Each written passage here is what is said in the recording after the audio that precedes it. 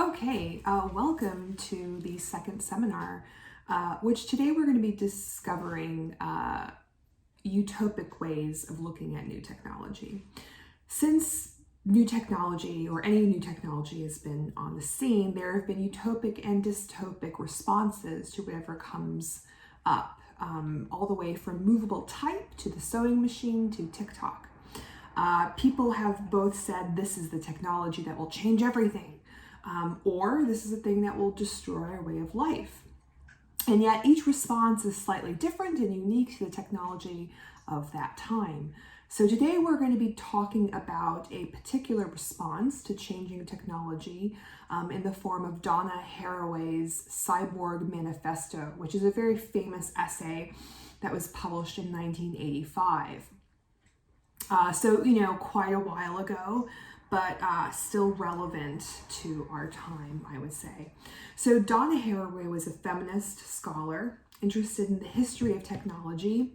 At the time she wrote this essay, think of what was going on. She's responding to things like the advent of the first personal computers, the first Walkmans, and the precursors to the first DVDs.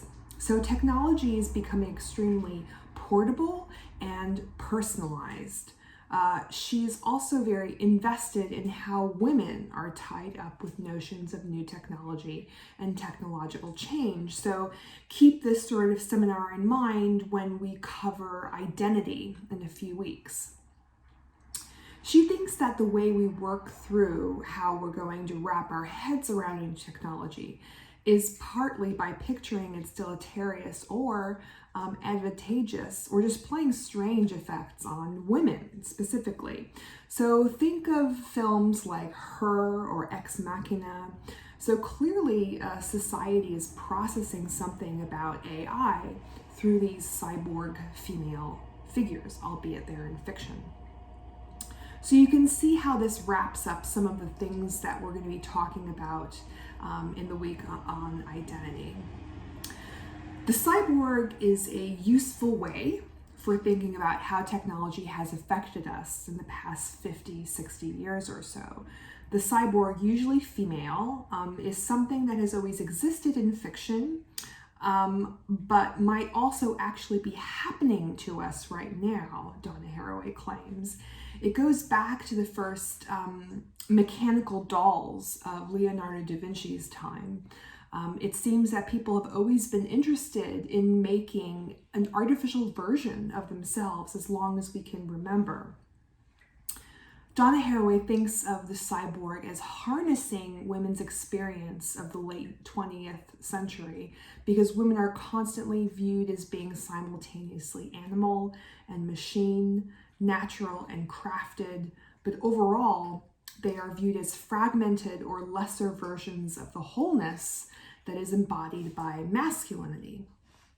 So popular culture likes to think of our ideal identities as intact and whole.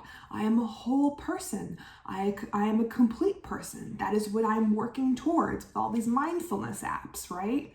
Not I'm a fragmented mess that is always unclear and in a state of change, right? Your Instagram images might be pressured to be consistent and legible to people. But the cyborg figure rejects this notion of wholeness in favor of partialness. Rather than trying to claim that women are whole like men, Haraway makes another move and asks, why isn't being fragmented awesome too? Haraway asks what's so wrong if our identities are fragmented, confused, partial, and hungry for connection, in a constant state of becoming, but never the goal being a state of wholeness. What if, instead of trying to construct a sense of yourself as being whole and unified, you came across as fragmented, a series of slivers of yourself and of different parts of your identity that might conflict with one another? Well, Haraway would argue this is already happening, and for women, this technological transition has greater potential. So, why is this happening? She argues that a few previously very clear lines in society have been blurred in the late 20th and I would argue the early 21st century. What are these lines? Human and animal, and you could see this with the emergence of animal rights activism, she writes, and various movements of biological determinism. So biological determinism argues that our identities are biologically driven, that women can't make very good decisions because they might be on their periods. That's a biologically determinist argument. She argues that the human-machine boundary is being blurred. So we are all slowly melding with our machines, she says. You see this with some fears of machines and automation replacing sort of human work. So people who kind of think that is a bad thing are reacting to this blurring of humans and machines that is going on at the moment. Physical and non-physical is another binary that is being blurred. So the ubiquity of machines in our lives make machines invisible and almost non-physical. So if you look at sort of Bluetooth technology enabling us to have earbuds that are barely visible to other people, that's a kind of an example of technology as sort of being both non-physical and physical. Or smartwatches might be another example of the sort of blurring of these boundaries of human and machine and physical and non-physical. So she argues that these dualisms have been persistent in Western traditions and that they have been critical to practices of dominating women, people of color, nature, low-income workers, and animals. In other words, there is power embedded in keeping these categories separate. New technologies, particularly those of the 20th and 21st centuries, challenge these dualisms. The division between these becomes unclear. And if we were to look at this in a productive way, which Haraway argues that we should, then we should welcome the breakdown of these binaries and celebrate their potential. However, the alternative view is that such breakdowns could be dangerous, particularly with mobile technologies, which can be so invisible and widespread in our daily lives. And she calls these attractive, shiny objects sun machines, which I think is a great term because they are light and full of dazzle. She would think that your phone is a sun machine. What do we mean by sun machines and invisibility? Well, our consumer objects of today are very different than those at the beginning of the Industrial Revolution, when people were making objects like shoes in factories and then selling those shoes. Something that you can hold in your hand and wear on your feet. But with the rise of computing, consumer objects have become increasingly immaterial and slippery. How do you hold the app you just downloaded in your hand in the same way that a worker would hold a shoe in the 20th century? Similarly, our bodies become less material as they become, Haraway puts it, coding problems or tangles of information and data as we move through the world. Think about the amount of data associated with your geolocative programs that track your body's location, your spending, your heartbeat, the use of different apps at all different times. You become a mesh and tangle of code, a mesh of highly valuable information rather than a person, she would argue.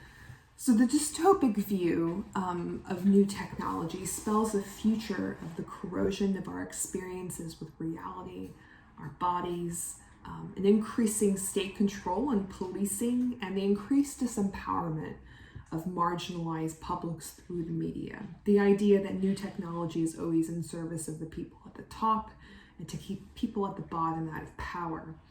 Haraway kind of plays both parts of this sort of reaction to new technology. She looks at the utopic sort of ideas and the dystopic ideas. So A few other sort of predictions she makes of the impact, the dystopic impacts of new technology moving forward from the 80s onward are kind of eerily accurate. She predicts overworking from home, increased migration, urban homelessness, the importance of informal markets like pirating, surveillance systems, intense racial and gender divisions of labor, flexible working schedules, income inequality, the erosion of the welfare state, and imperialism in the form of information that divides rich and poor people.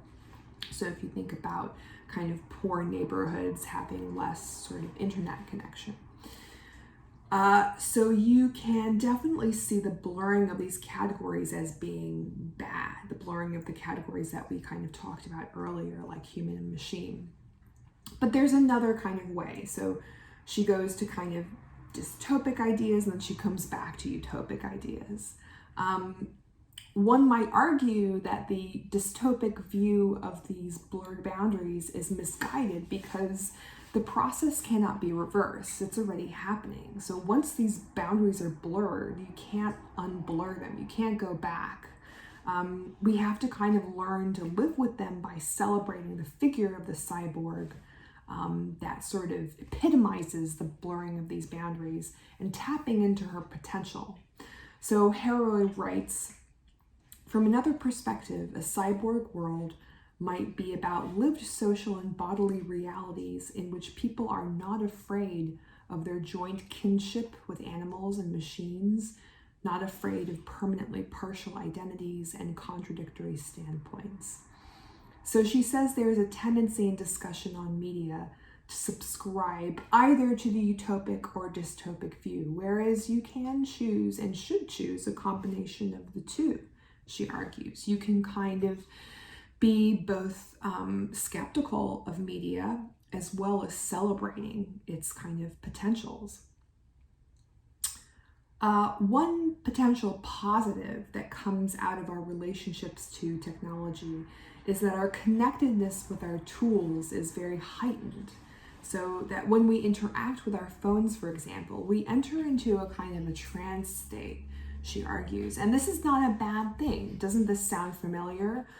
What if we were to greet the next wormhole you lose yourself in as YouTube wormhole or sort of social media wormhole as not a sign of human regress, but as a sign of human progress? How might this sort of trance state be harnessed for good and gender liberation? Haraway writes, why should our bodies end at the skin? We don't need organic holism to give impermeable wholeness.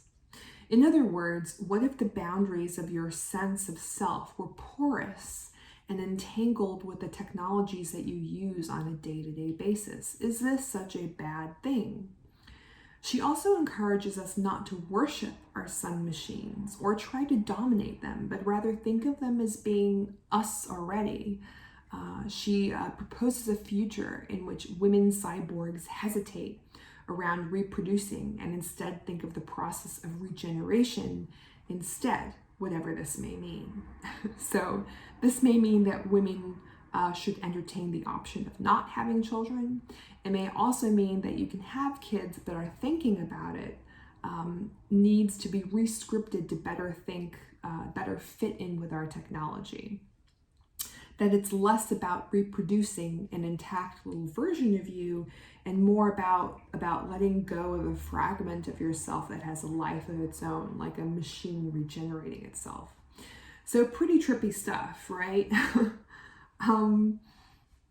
What do we make of all this kind of weird stuff that she's saying in 1985 that, you know, some of which is kind of bang on to our current sort of predicament? I think the useful thing to take out of this is that Haraway shows us a tactic for thinking about technological change, that our thinking about certain binaries of the past has shifted in the past sort of half century or so. And I think this is fairly non-controversial. Most of us would agree that something big is happening in terms of technological change. There are positives and negatives to this. Yes, I think we'd agree with that as well. Some people might lean more towards the utopic side of looking at these things, and others might lean the other way. So she kind of argues that if we're on this crazy train in terms of technological change, we might as well use technology and its potential, and think about it and its potential.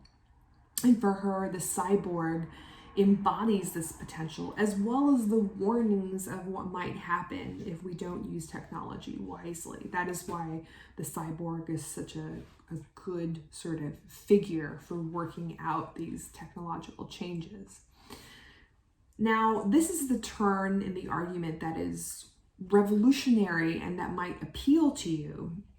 What might it mean to identify as a feminist cyborg and live life that way in your day-to-day engagements with technology? Would it mean disbanding with the idea that you're working towards a false promise of wholeness and a complete happy identity? Would it mean exaggerating the fragmented, many-faced portrayals of yourself in social media?